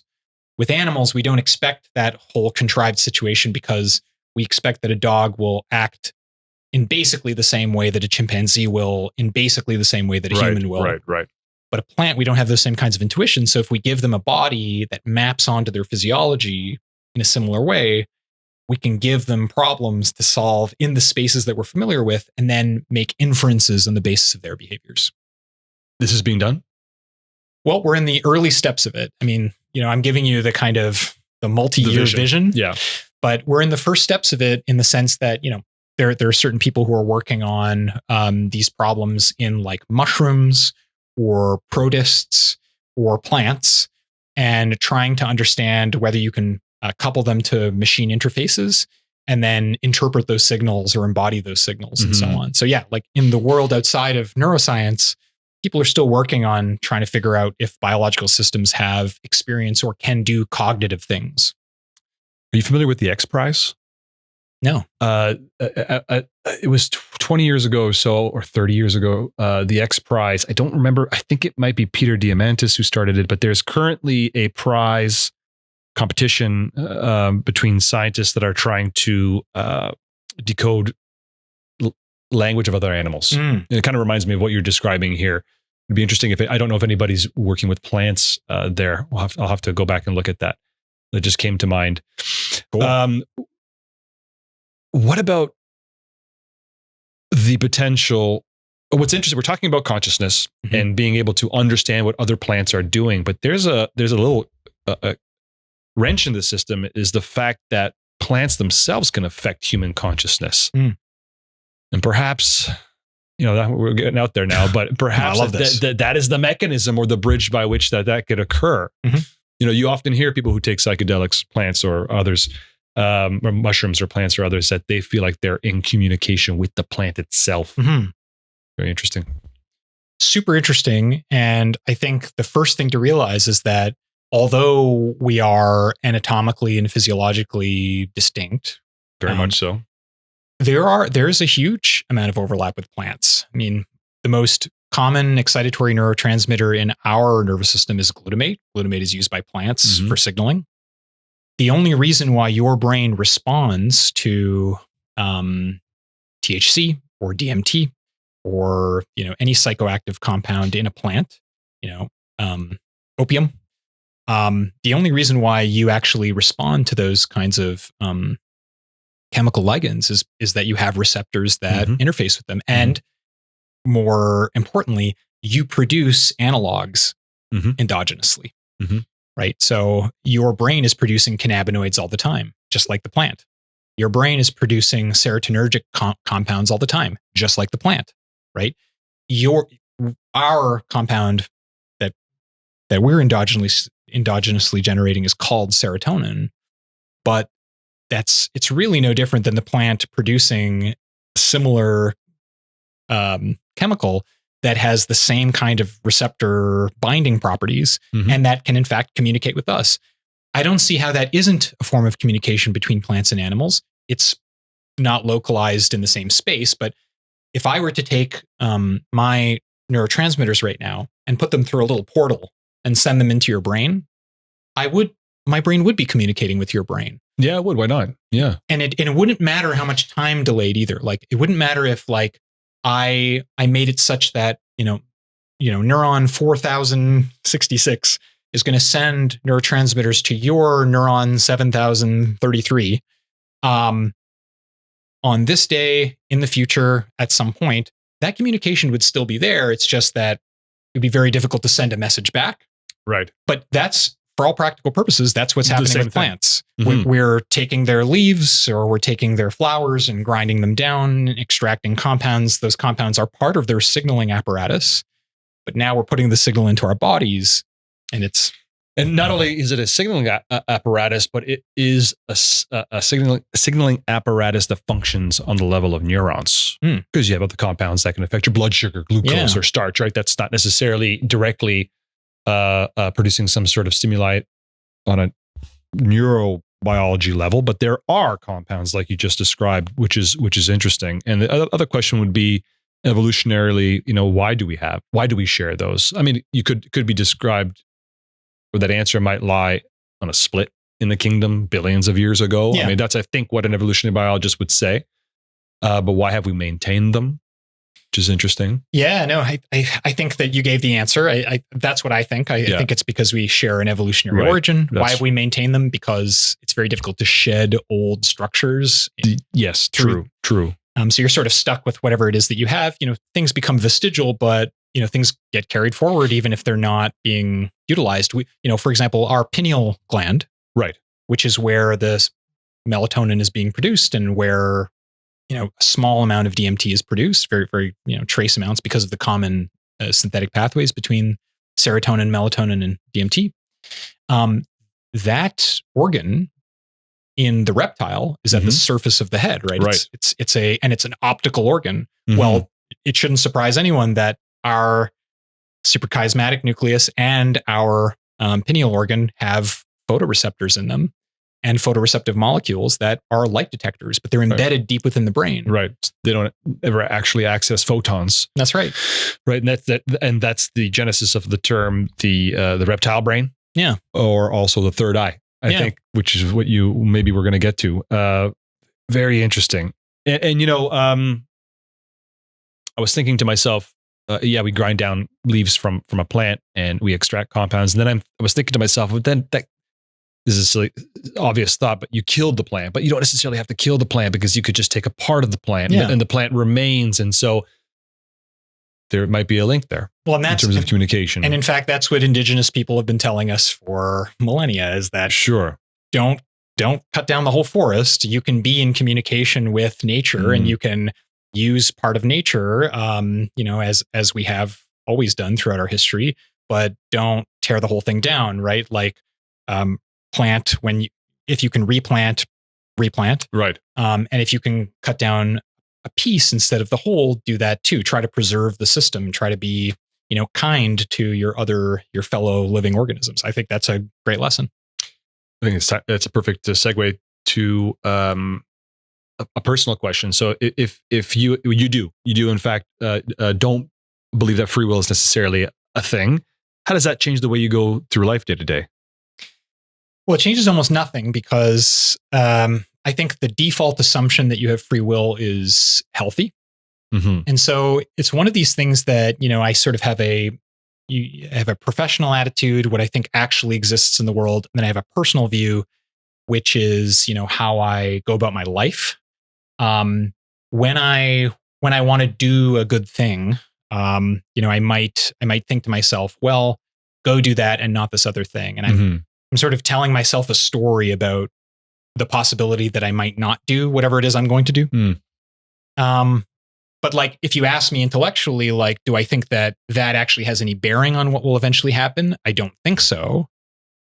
But I do think that it having this knowledge about not being the author of your actions, I think that it can, it has an interesting effect on one's experience of the world and experience of, your emotions and how you interact with the world.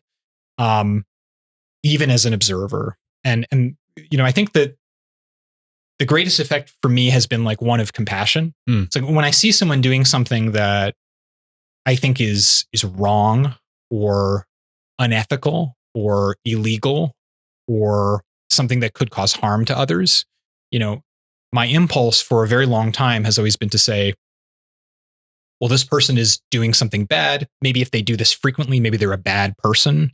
Maybe there's something contemptible about them. Maybe there's, and everyone has an idea of this. Every culture has a word for this. You might say like they're engaging in sin, for example. Right. There's something intrinsically negative about it, and we can put pejorative labels on it.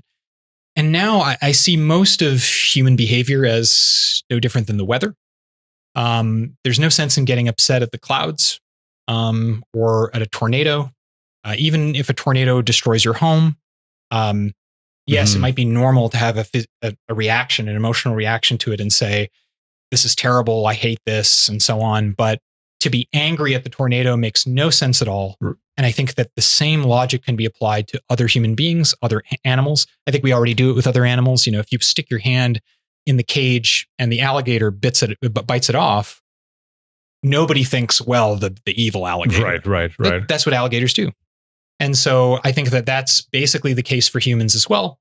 Everything that a human does, no matter how contemptible, is part of the repertoire of what humans do. It doesn't make it right.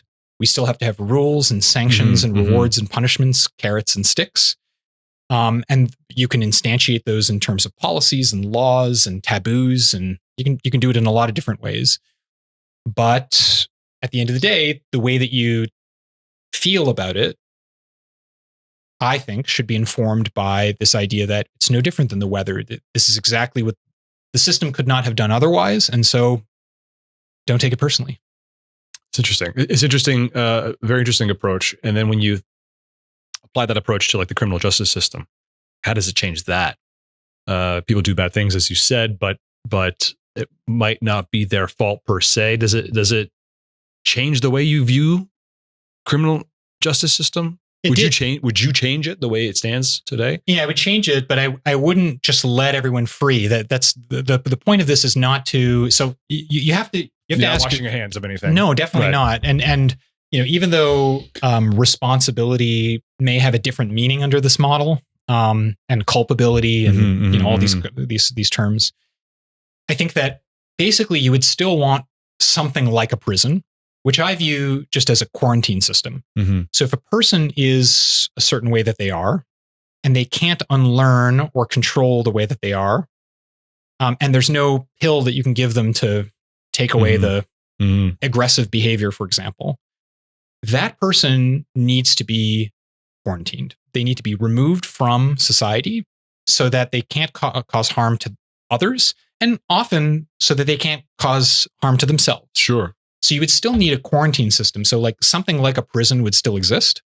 But even though people in these prisons would act no different than they are acting right now, they still may engage in all sorts of aggressive behaviors amongst themselves and shout all sorts of profanities at each other. And they may do all sorts of things that you would expect children and people who are drunk to do.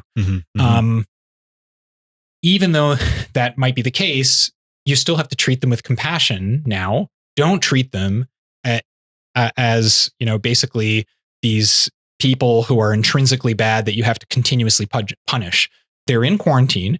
Treat them with respect. Treat them as other human beings, and treat them as basically sick people. They're basically people with medical conditions. Mm-hmm. If we did have the ability to go in and change some aspect of their brain such that they responded differently to their environment, we would do that. I think that would be the compassionate thing to do.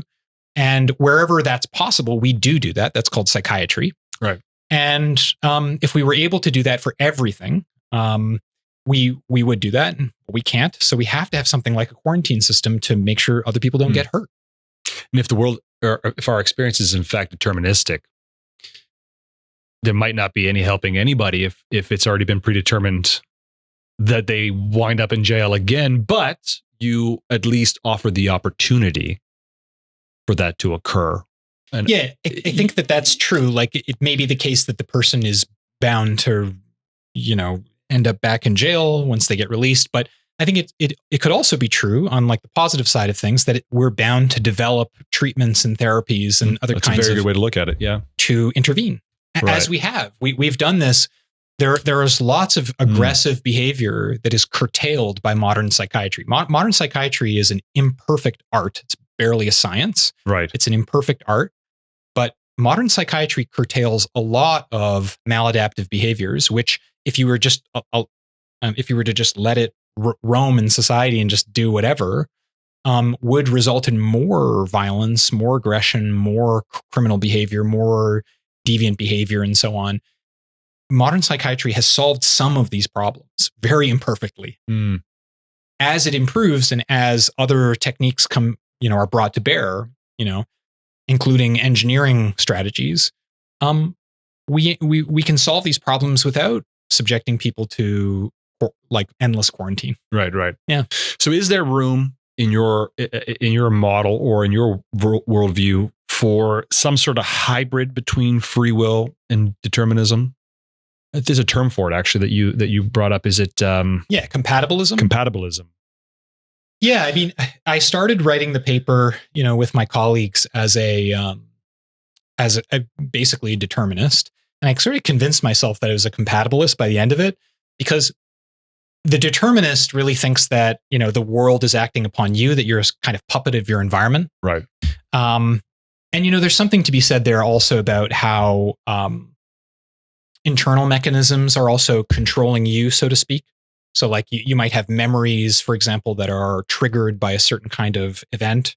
And then that memory elicits an emotional response that then determines what you'll do next. Mm-hmm. You're still a kind of puppet, but the strings are coming from the inside. The call is coming from the inside. Right. But so the determinist sort of views the world through that lens, but I think compatibilism makes a bit more sense. So, the compatibilist might argue that, even though causal determinism is true, but you can still have something like degrees of freedom in the world.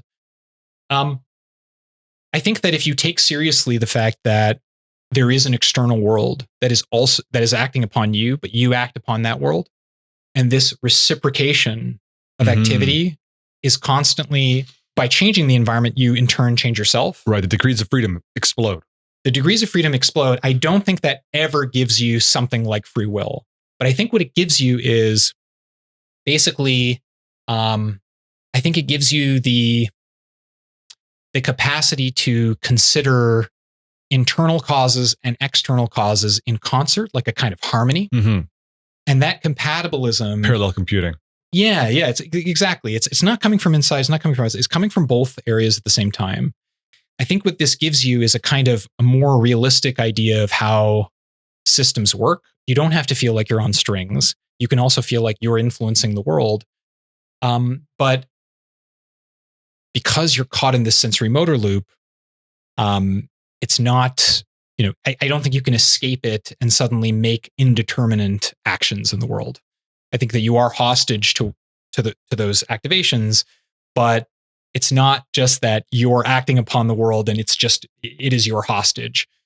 The world is acting upon you and you are acting on the world. There's this reciprocation, which I think is meaningfully different than this idea of just like, I'm a puppet on strings. Right.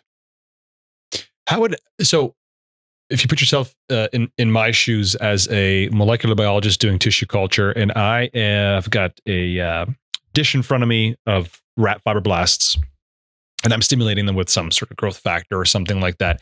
Can you apply the same paradigm or model of determinism or compatibilism or free will to those cells there? And by that I mean, okay, I'm going to give it a hit of some growth factor. Mhm. Now it's going to respond. Yep. Does it choose to respond? How is it going to respond? Those cells might not be conscious. They might have a mind, but might not be conscious. Is their response encoded in the determinist world, Mhm. or is there a level of free willness in those cells? Yeah, we could just. Should I think about those cells differently? No, I think you can think about them exactly the same way as you.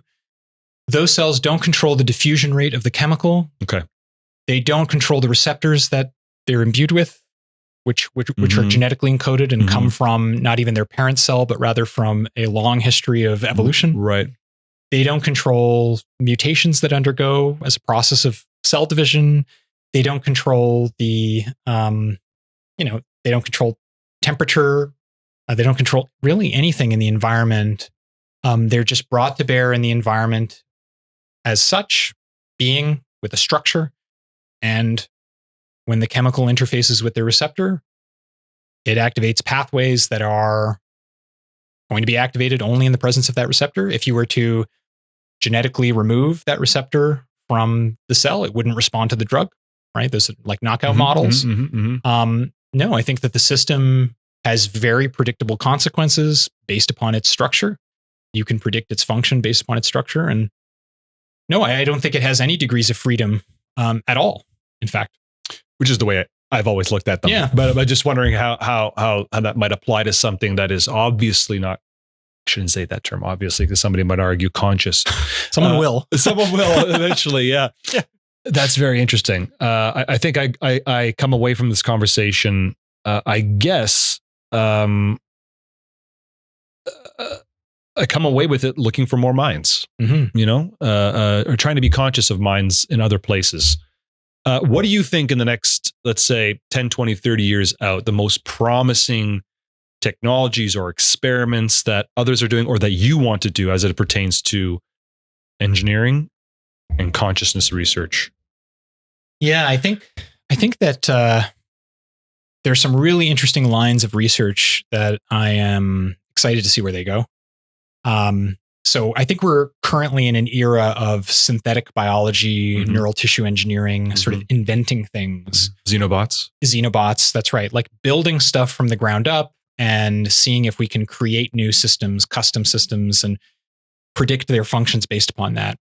I think it's inevitable that we will create conscious systems, that will create systems that are subjects that didn't exist in the world before we created them. I think it's also inevitable that we develop technologies that allow us to transfer experience from one substrate to another. So, with some colleagues of mine, Daniel Berger and Masataka Watanabe, we have a special issue in a journal that we're putting out on consciousness engineering right now. And the idea is that, we're trying to attract scientists in this currently niche area, but I think it's expanding and it's growing, to try to build out this technology that will allow us to, one, preserve consciousness past death. Can we transfer it to a machine? Can we transfer it to another organic substrate? Can we have backups of our memories and our experiences in other systems? Can we do those kinds of things with our technologies? I think that's a really interesting area. And super interesting. It sounds very sci-fi, but all of the initial steps toward that have already been taken. It would surprise folks to realize how far along we are in some of these things, but we're still not there, and we may not even be there in 20 years. A lot of this stuff is very gradual, but we need to have a bold vision, and we need to have investors and people who are willing to push this stuff forward in a way that's very like forward thinking, instead of just assuming that it can't happen and then hoping that it does, sort of as someone's side project. it needs to be funded as a major research program. Absolutely. And somebody has to be the first to try. I agree. Right. Always. Anything that's successful, there's always somebody who's tried. And whether they might fail, but they've tried. So you mentioned consciousness engineering and being able to transfer consciousness or memories. That presumably is not possible unless you have a way to detect consciousness. How would you do that? Well, I think you could. So you could start with our current theories do make certain predictions that would allow you to create engineered systems and then use the same metrics that you're using on humans on those systems to determine if there's kind of parity. The phi? Yeah, you could use phi, or you could use certain measures of energy minimization from active inference.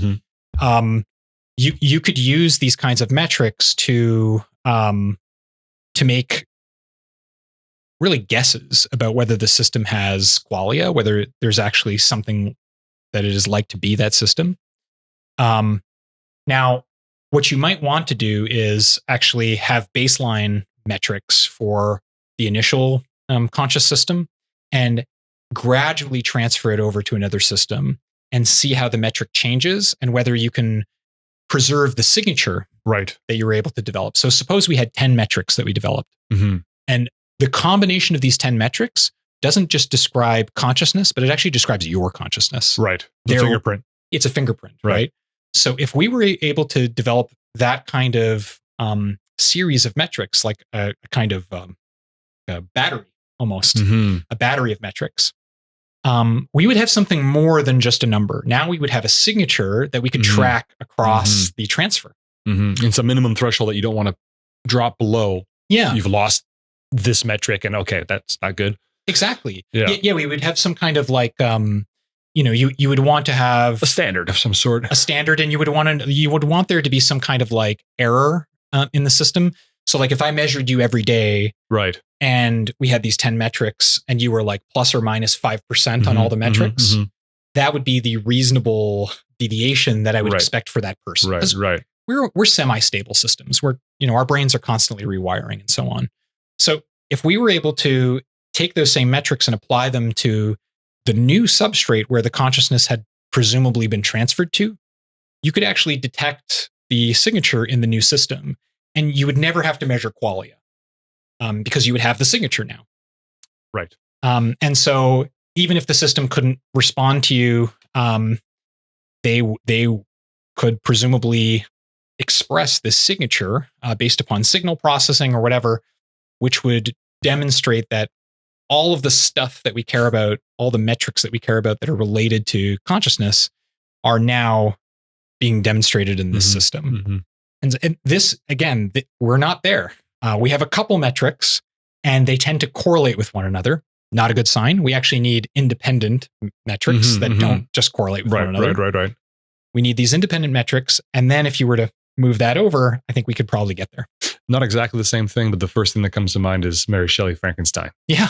Kind of. It's not a transference, but it's a reanimation of these metrics that you're referring to. Not the first time I've been accused of doing something Frankensteinian. Oh, really? Tell me about it.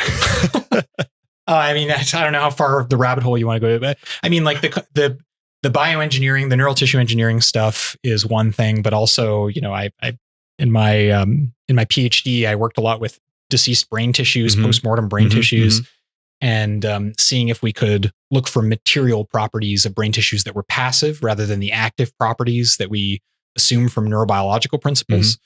And there I was, the Frankenstein analogies go all the way deep, huh? It is the way it is. What do you think about Neuralink? What Neuralink's doing? A lot of potential there because they're clearly, brain machine interfaces. Do you think what they're doing there might lend itself to some of what we've talked about here in terms of consciousness? Because the goal there is not necessarily consciousness, but to reestablish connections from the spine to a leg that doesn't work or somebody who's quadriplegic. Can that technology be of use or benefit to your research? Yeah, sure. I mean, they're using the same kinds of principles that we are in the lab, which is basically they have brain machine interfaces. Right. They're converting neural signals into digital signals that can then be used to either drive the driver motor in the case of a robot, or to correspond to certain symbols. In the case of like individuals with quadriplegia that are using Neuralink or other kinds of brain-machine interfaces to type on a computer. Right. Yeah, brain-machine interfaces, I think, are really valuable. They're part of like the solution. I think the initial approach that Neuralink had with, like implanting chips, I think that had a lot of potential for like tissue level problems, inflammation, other kinds of micro brain injury phenomena that I think would have compounding effects over time. But I think they have a recent approach, which is to actually build out like a kind of intermediate layer. So you have the brain, and then you have an intermediate layer, and then you have this sort of this mechanical layer, and you don't really have to cause any damage. You don't have to implant anything per se, but you can have this kind of communication between the layers. That's a lot safer, but it's the same basic principle, which is that you're converting neural signals into these mechanical things, and then you can have an interplay between them. Very interesting. Now, you mentioned that I asked you about 10, 20 years from now that you're trying to recruit scientists, that the field is very niche. What would your advice be to students who are on the precipice of doing a master's or a PhD, and they're interested in this topic of consciousness and learning and cognition? Where should they focus their attention? I think they should read broadly. They should try to be interdisciplinary in their training. So don't just focus on psychology or biology or chemistry or physics or neuroscience. You should try to focus as broadly as possible. Try to learn about the gaps between the disciplines and see how the disciplines communicate with one another. Practically speaking, take as many electives in different fields as you can and try to learn about things like anthropology and sociology and history and philosophy. Try to move outside of your major if you're in university, and then like in your reading, just read about what you think is interesting, but also don't be afraid to venture outside of that area and read about things that are not at all related to what you're studying, because your creativity and your ability to make new connections is contingent upon learning about stuff that exists in the world that you weren't previously aware of. So try to be broad-minded, try to read widely, try to learn widely. There's this debate that's popped up on X recently, is that scientists are not engineers and engineers are not scientists. What do you think about that? I mean, it's true. But you can have scientifically minded engineers and you can have engineering minded scientists. I guess I agree. Would it be of benefit to said student to focus on engineering as well as the molecular, the neurobiology, the psychology in your field specifically? I think my answer would be the same. You actually need both. Engineers are great at building things. In my view, in my experience working with other engineers, I'm not a pure engineer by any means. I'm more scientist than engineer. Working with other engineers, I find that engineers are much more open-minded, and they're much more about what's possible and what can we do, rather than what's that? A little less risk averse. Yeah, definitely less risk averse. Yeah.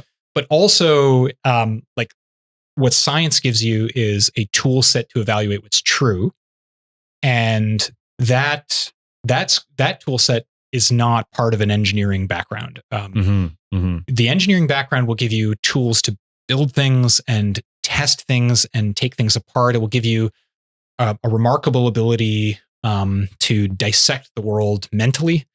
But the scientific background that you get from studying science is one where you learn how to systematically control variables.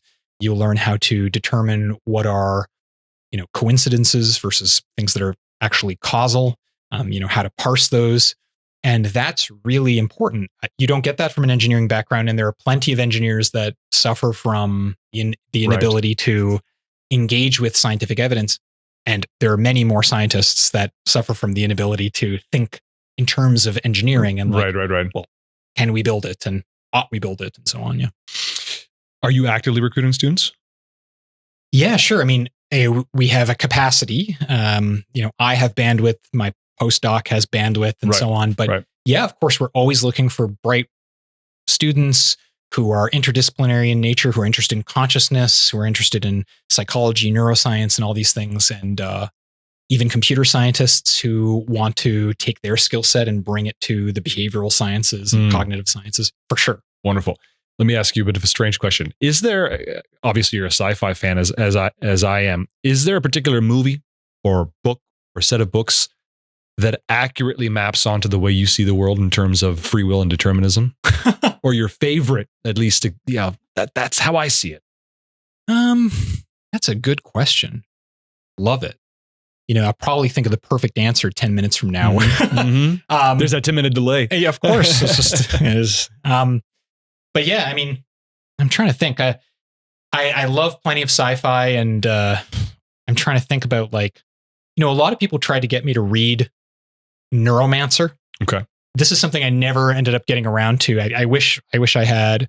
But like, I think there's a lot in like the Asimov catalog that, resonates with me. I think that I'm much more of like a music oriented person. Okay. So like, I think like the kind of art that inspires me would be like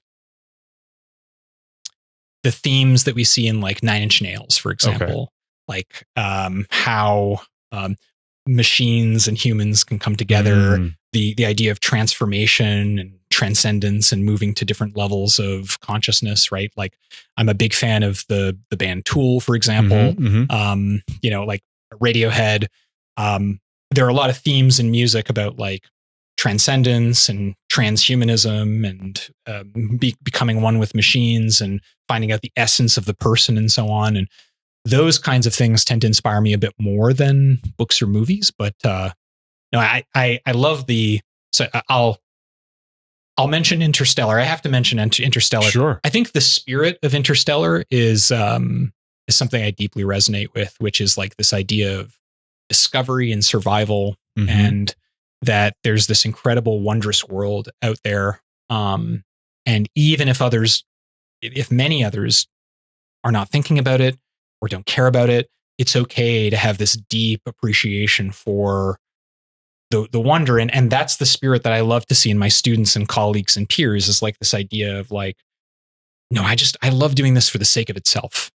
I love that you say that. First of all, Interstellar, fantastic sci-fi movie, but the spirit of discovery. If you think about what's been common over human history and what we've sort of lost up until recently, is that spirit of discovery. Why go back to the moon? Maybe we were never there in the first place.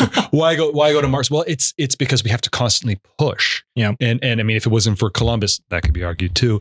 But if it wasn't for this spirit of discovery, we'd be nowhere. And I think that's a very good point. And to overlay that on top of science itself is fantastic.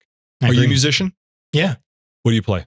Drums. No way. Very nice. Yeah. Do you play any instruments? I play many instruments. Nice. Guitar, piano, bass. Cool. Played in bands in the past. Former struggling musician. Oh, awesome. So I love speaking to musicians. I actually prefer to speak to musicians and artists over scientists. Yeah. I don't know. I tend to vibe more with artists. Well, I'd love to actually, I hope and intend to speak to musicians in the future. I'd like to branch off to that. And I love the fact that you answered with music. Yeah. Rather than a movie or a book. Not that I didn't expect it, but that's an interesting way to look at it. Pink Floyd, Welcome to the Machine. Yeah, fantastic. One of my favorite songs, especially that crescendo with the synths. I don't want to give it I don't want to give it away, but I always wanted to cover that song for sure. And right when that crescendo happens, I would have done it a little bit differently. a couple of heavy guitars in there. Nice. Yeah. So speaking of Machine, that's a fantastic song, and they have many themes in that regard. Keep Talking. Yeah. With the voice of Stephen Hawking. Right. Yeah. Literally the voice of Stephen Hawking. He's in the music video, I believe. Fantastic things. Well, Nic, it was an absolute pleasure speaking with you. You as well. Where can we find out more about what you do? You can go to my personal website, which is rouleaulab.com. ROULEAU. Yep.